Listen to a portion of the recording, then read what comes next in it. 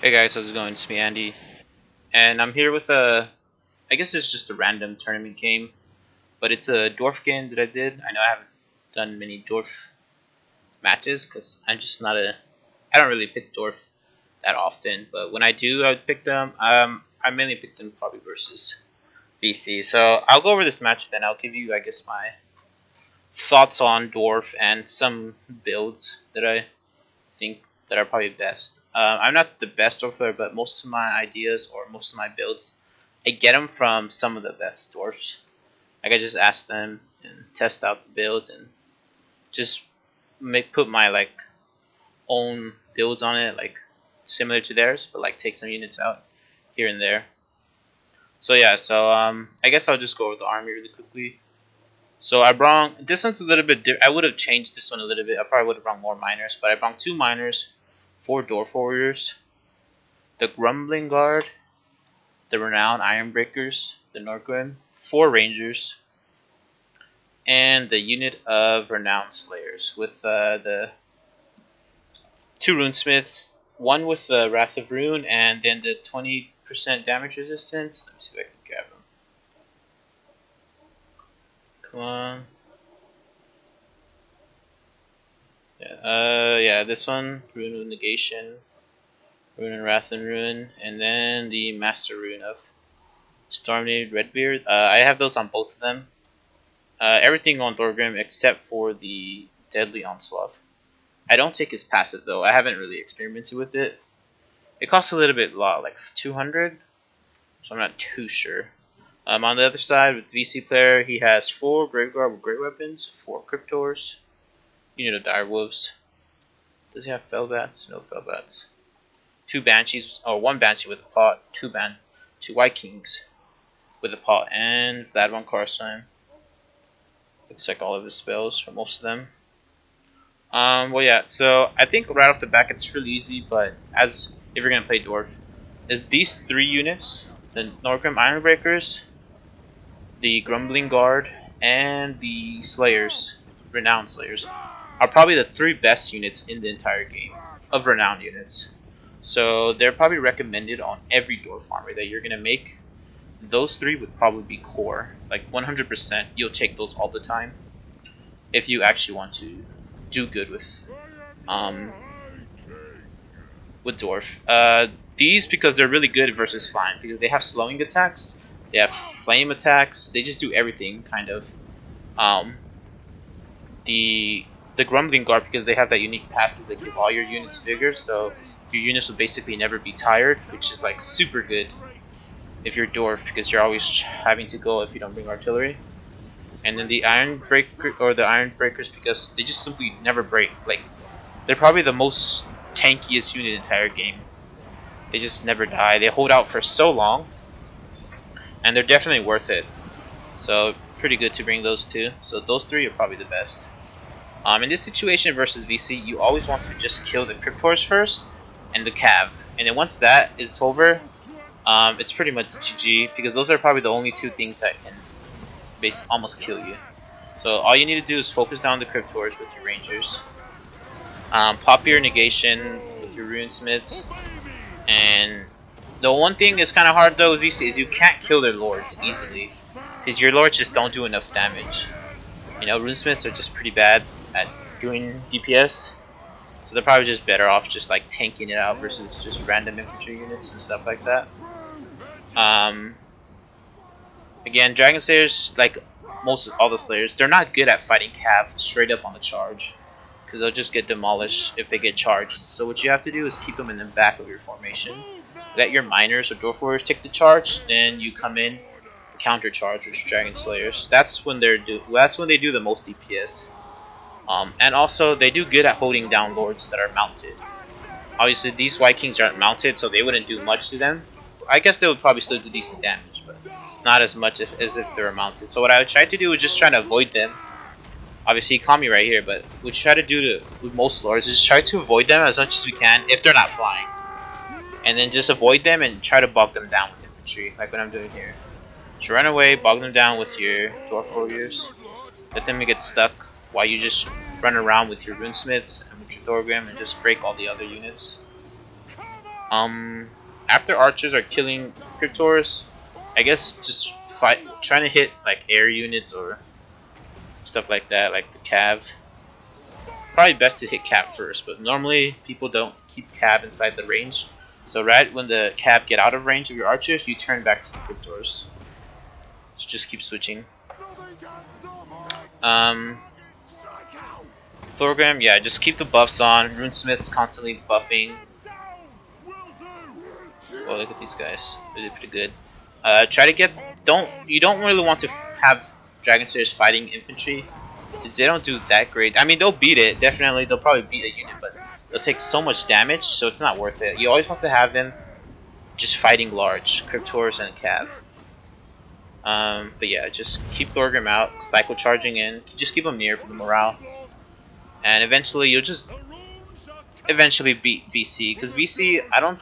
Although they can hold, dwarves just hold for too long. And I think VC is more of like a terrorize faction where they make you route. They route all of your units, so if they can't beat you quickly, when it gets a little bit late game, it gets kind of more harder for them. Since all of the healing buffs, all of the healing nerfs, it's not that great for them. Before they would be okay because they can heal for a long time on like a limited, but now they have limited healing, so it doesn't really matter anymore. But yeah, dwarves just hold for so long, and pretty much it was kind of game, but the bar is still even because he has his 4 heroes. But there's no more infantry he has. But now, what I do is just keep Thorgrim cycle charging in while my infantry is holding him down. You never want your lord fighting one-on-one if you can actually use infantry, because the infantry will tank up the damage. So like, when your lord comes in for a hit, if he tries to click on your lord, he will get distracted by your infantry that's hitting him. So he'll have to turn around or move to attack the infantry unit. He won't attack your lord all the time. That's why you want to keep your lord, or if you're fighting like other lords that are grounded, just fight them in your own units so you don't take any damage from them. But yeah, now it's just holding them down, waiting for him to, I guess, crumble. Only way if I would have lost is if like Thorgrim died, but I wasn't gonna let that happen. I was just gonna keep cycle charging him in, and he's pretty good. I don't think he's great. I guess not a lot of lords are great fighting on the ground or attacking grounded lords for some reason. But yeah, this build's definitely pretty good. Yeah, just keep the runesmiths near for the buffs. Archers can't fire, so I just put him in melee because they were obstructed by my own units. So I just put them in melee. Didn't really matter. Yeah, they'll eventually die. This is kind of how it goes most of the time, because you can't really kill VC's lords or any lords in general, because your lords are not the same speed ever. They're not going to be the same speed as a flying lord or a mounted horse lord. That's just how it is. Obviously, he went ground, but I still can't fight him one-on-one because runesmiths are terrible. And Thorgrim, he can't regen, so I don't want him to take any damage. So I'd rather him just fighting infantry and stuff like that.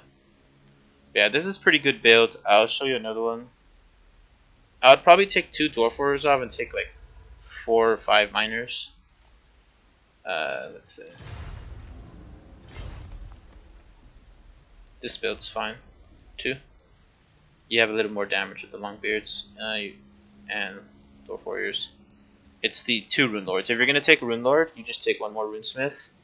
Gives you an extra like 1k gold, basically. You don't need... Oh, actually you need this. You don't need armor piercing. The dwarves are terrible at armor piercing. And even if you give them this, maybe you think like, oh, well, they have nothing, so anything counts. Not really, because it's so small, the percentage that they get from this. It's like super, super small. Even on like long beards, I don't think it's that worth it, because you don't always take long beards all the time. Yeah, these, you don't need armor because they already have armor, so just take the damage resistance and Master Rune of Wrath. Then take off these, take off that, keep this one, and add this one on. Leadership and attack, melee attack. That's pretty good. Versus Bretonia and okay, this army will be good versus like Beastman, Greenskin, VC, and Chaos. Probably these three. I'll probably switch it up versus Greenskin, Beastman, and Warriors of Chaos. Maybe take like an extra unit of Slayers. So probably bring Cav. But versus Empire, Bretonia, you can't take Thorgrim or Runesmith, Rune Lord. You have to take Grumbrindle because he has the passive and he's really hard for fires to kill. So you have to take him like this. And you need more Slayers versus Bretonia and Empire. So like 3 Slayers. Like that. Maybe like more miners just to soak up the damage. One difference though is you don't take Rangers. So you take Rangers when you're versus factions who have weak archers because they're not going to contest you at the range. So you can get away with taking Rangers. But when you're fighting Bretonia and Empire, you need to take archers, Quarrelers, because they have 50 more armor, I think, right? No, 40 more armor. Look at that compared to Rangers. So they'll basically guarantee that you'll win any ranged fight with them because they're probably the strongest versus like even Gunners. I'm pretty sure they can beat. But yeah, if you're fighting Bretonia and Empire, take Quarrelers. If you're fighting Rangers, if you're fighting Beastmen, Greenskin, Chaos, or VC, you can take Rangers because they're cheaper and you're not going to be contested from other archers. And even if you are, they can beat. I'm pretty sure they can beat the Beastigor. What are they called? Ungor Raiders and Greenskin units. I'm pretty sure they can beat them. Simply because they don't have armor piercing.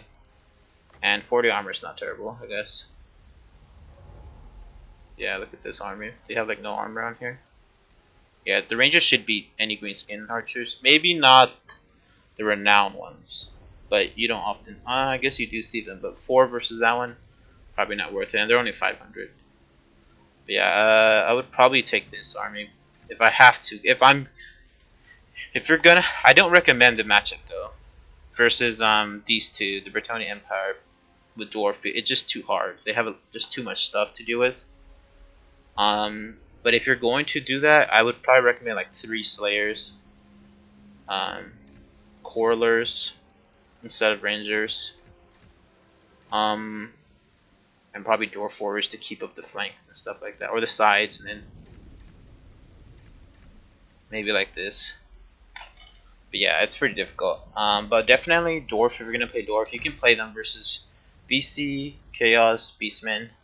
They probably have winning matchups versus these 3. Greenskin's a little bit harder though. But versus Beastmen, VC, and Warriors of Chaos, you can definitely beat those. It's probably 50-50. Versus VC, it's definitely way heavily favored Dwarfs. You can always just bring the Thorgrim build that I did, and it works pretty fine. I'll do it really quickly. 2 Runesmiths. Take these 2 off, you don't need them. You already have high armor, so you don't need extra armor, and you don't have no armor piercing, so don't need that, and it's very little if you do bring it.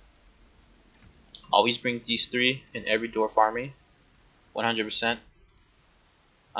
Maybe Dwarf Warriors to keep up the right flank. And then, so let's say these are in the middle, this is on the left side, this is on the right side. This is behind them, behind the formation. You have like 5 miners to keep up the flanks.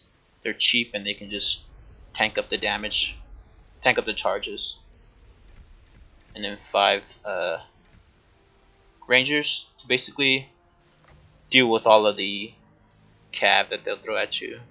Cryptors, Flying Lords. They even do a lot of damage to Flying Lords if they're unchecked. So, this army only versus VC, Warriors of Chaos, Beastmen.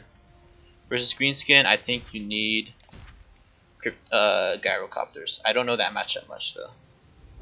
This one, I'm pretty sure this is fine. Yeah, this looks okay.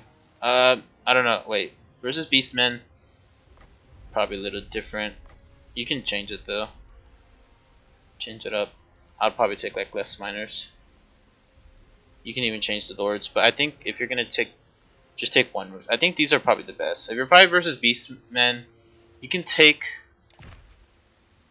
Ethereal Lords, but I don't know. But yeah, this one definitely will work very good versus VC. Alright, well, if you have any more questions, just put in the comments. I'll try to answer them. I'm not the best overflower, but most of the armies I get, they're from this guy. He's like a dwarf main, so he's pretty good. But yeah, I'll see you later.